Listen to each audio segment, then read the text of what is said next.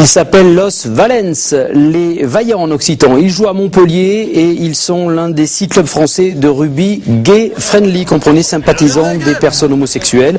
Et aujourd'hui, vous le voyez, ils disputaient un tournoi amical face aux Twins de Toulouse, à la Mêlée Alpine de Grenoble ou encore aux Rebellions de Lyon, face aussi à des clubs locaux plus traditionnels, va-t-on dire. Alors avec nous pour en parler, Guillaume Christophe, président de ce club. Bonsoir. Bonsoir.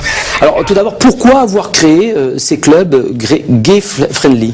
C'est un petit peu, on peut dire, un délire. Après ce succès qu'ont eu les dieux du stade avec les calendriers, certaines personnes jouant déjà au rugby, ceux qui avaient une sexualité différente, se sont regroupés pour essayer de créer des clubs.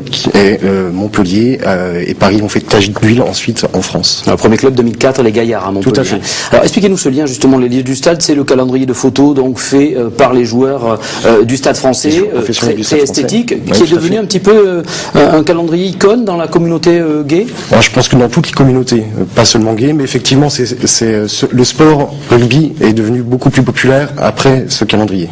Alors, il y a eu le premier club gay-friendly qui a essayé de se créer en Irlande du Nord, et le ministre des Sports britannique était contre. Il dénonçait une sorte d'apartheid. Il prenait comme exemple le fait qu'il ne fallait pas d'équipe de joueurs noirs, mais des joueurs noirs dans des équipes, alors que là, vous faites l'inverse. Est-ce que c'est porteur d'un message ou... Non, nous n'avons pas de message particulièrement revendicateur en fait.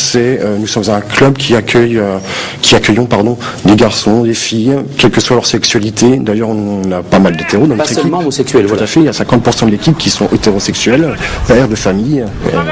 Voilà. Alors, vous auriez pu aussi vous inscrire dans des autres clubs, comme ceux que vous avez affrontés par exemple cet après-midi. Tout à fait.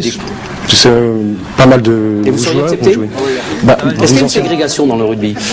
Disons que la sexualité au rugby, on n'en parle pas trop. C'est quand même quelque chose d'assez tabou, si on peut dire.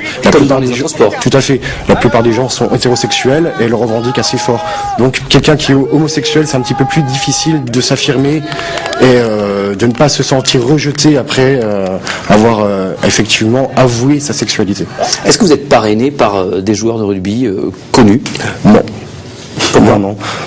Parce que d'une part, je pense que sur Montpellier, nous n'avons pas fait la demande. Par contre, sur différents tournois que nous avons déjà fait, on a eu des soutiens, mais sans présence de joueurs, comme Christian Califano, par exemple, à Toulouse. Merci, Christophe. Une belle performance pour l'Héroltaise Brigitte Banégas qui s'entraîne